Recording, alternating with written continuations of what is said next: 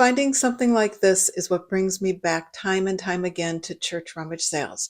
An exact duplicate of this drum sold recently for $374.99. Now, before we all get too excited, this has a little bit of damage to it. But when your cost is free, what do you have to lose?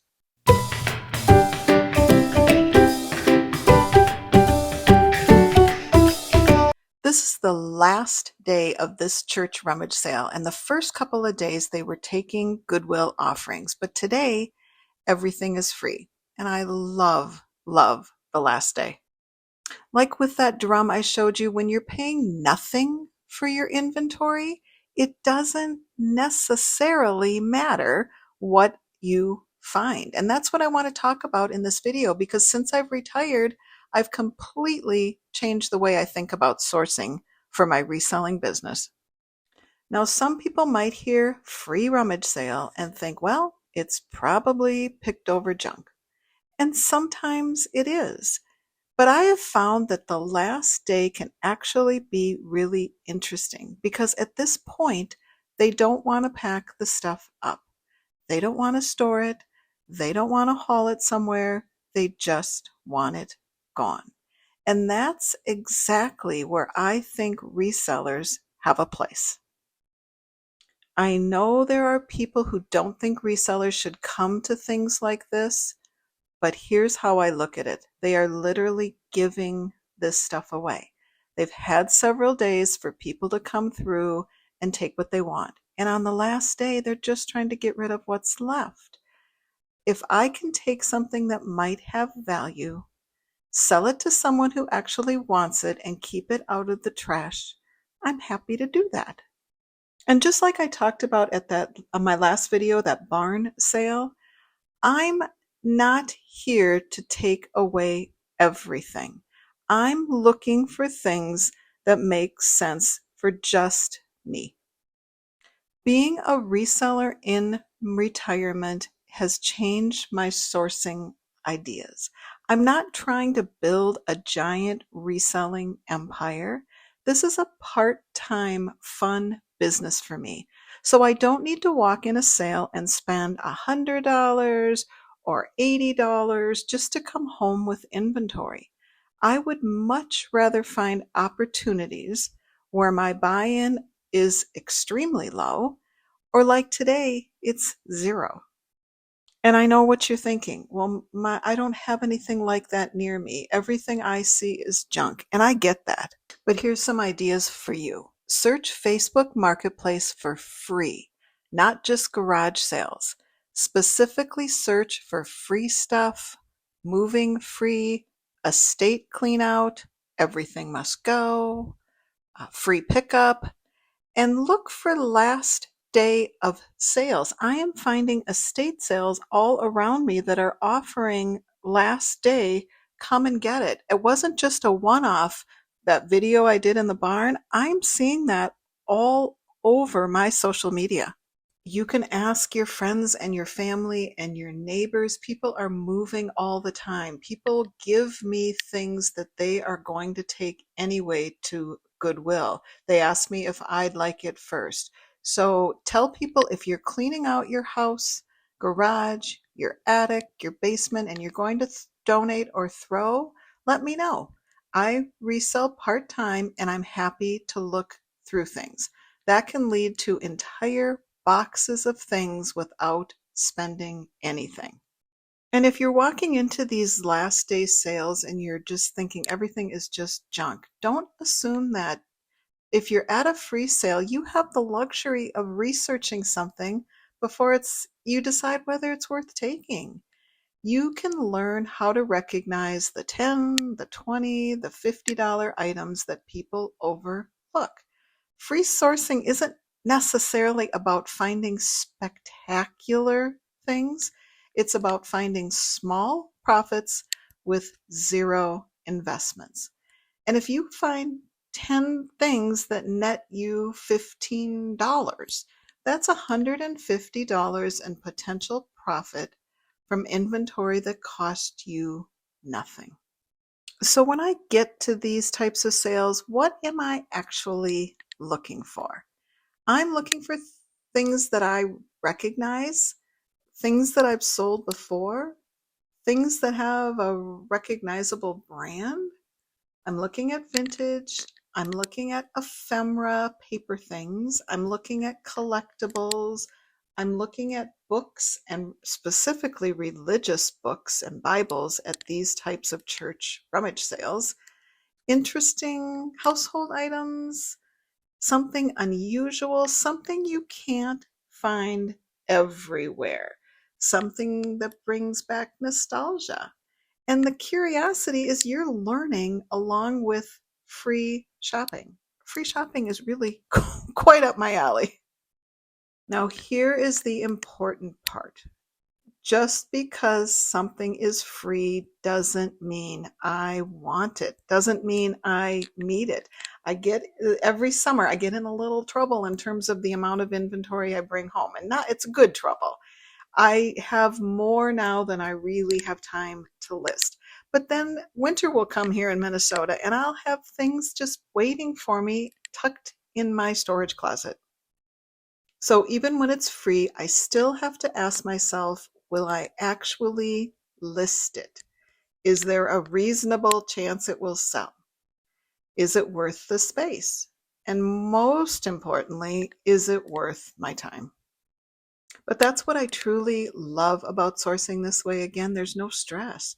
If I find something great, fantastic. If I don't find anything really great at a particular sale, I haven't lost anything. I got out of the house, I went treasure hunting, and I can walk away. And when you're retired, that's an important distinction. I don't need this business to create pressure in my life. I left a job that was creating pressure in my life. I want this to be something I truly enjoy. The other part of this that we've worked into, Brian and I, into the system is I will start unloading in our garage. And there are things that just simply should have been thrown away. There are things that neither one of us like, neither one of us want to sell. He likes doing Facebook Marketplace. He loves collecting golf items and sporting goods and things that he likes. He's my driver. He's my schlepper. I really do appreciate him, but I don't bring everything into the house. And if I decide to keep it, all of the clothing goes into the laundry right away. I just don't like bringing textiles into our house.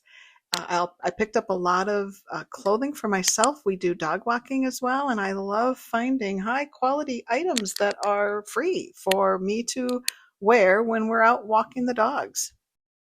So we create piles, and the things that I now donate to Able Light Thrift Store in Minnetonka, Minnesota. I don't go to the Goodwill. I don't think they're not serving the community, like my opinion. They just seem greedy.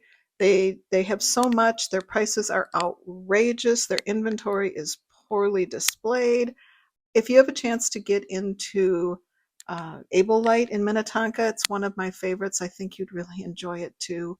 So this is where I found the drum.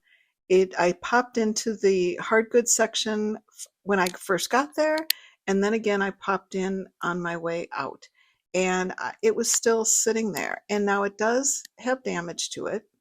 I noticed it a little bit on one side, but actually on both sides of the drum, there is a tear in the leather. But I still say, had I paid $50 for this drum, I'd have a completely different conversation with myself. But I didn't. So even if mine has damage, I'm willing to take it home and investigate it. Maybe it's worth $50. Maybe it's worth $100. Maybe it's worth even more. Maybe I decide it's not worth reselling at all, but I haven't lost any money figuring that out. And that's what makes this way of shopping and this way of collecting your inventory so much fun. I'm learning, I'm developing my knowledge of things that I would never think to pick up a drum before.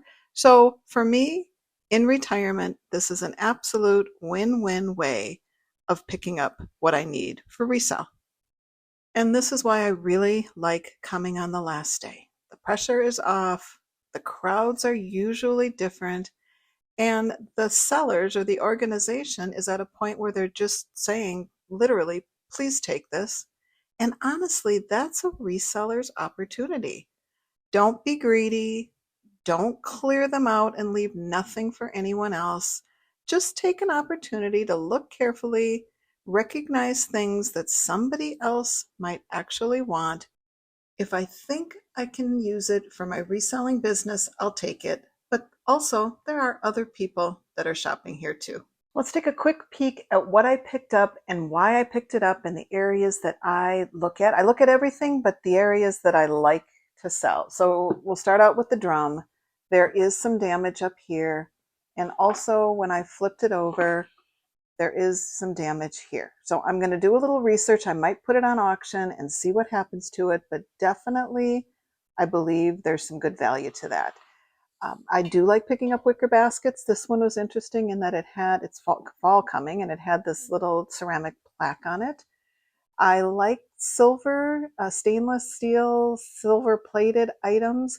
What do you have to lose in something that's you don't really find anywhere else anymore? That's what drew me to this. Vintage hats, I love. This is a Steve Madden hat. And then I like selling men's wool hats. And I just flipped it over and saw this vintage tag that it was 100% pure wool from Ireland. So I have sold this brand of suspenders. This is actually my favorite brand to sell. It's Trafalgar has a different back to it. But this is, to me, the Cadillac, the gold standard of men's suspenders. And then in the same basket, this is a belt by the same brand. I'd never seen that before, but there's the Trafalgar belt. It's a little dirty, but the leather's in great shape.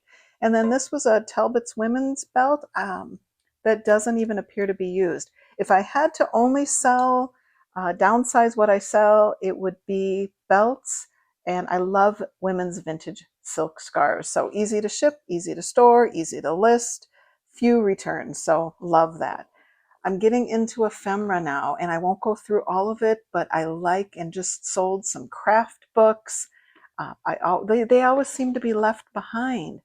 Um, I like these vintage where people have traveled and they keep things from their travels. So I found a lot of those kind of things and love finding Bibles, finding religious books.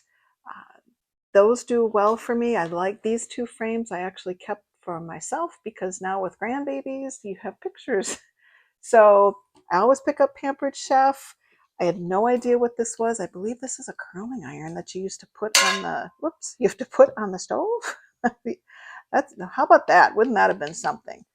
I love craft kits. I love to lot up um, musical instruction sheets. People still like these black or any color black. I find a lot of black leather binders for paper. These are always seeming to be left behind. I do prefer the leather ones. Hallmark albums, also vintage scrapbooks. I've sold those before. And again, at this point now, it's just I'm going by what I have sold in the past, and you may not have that luxury, but here are some ideas for you.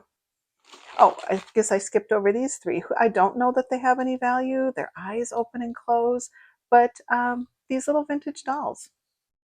And how cute are these? These little baby moccasins, Minnetonka moccasin. And these, I don't know if they look handmade, but again, how cute are they? I think I will put those together. You really can't get any more Y2K retro than this purple Liz Claiborne dress.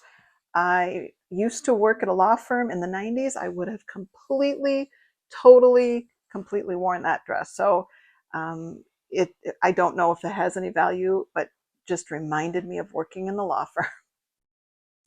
I'm going to keep this one. I had something happen yesterday, and I 100%, even before yesterday, believes this is the case. So this little sweet easel is going on my desk.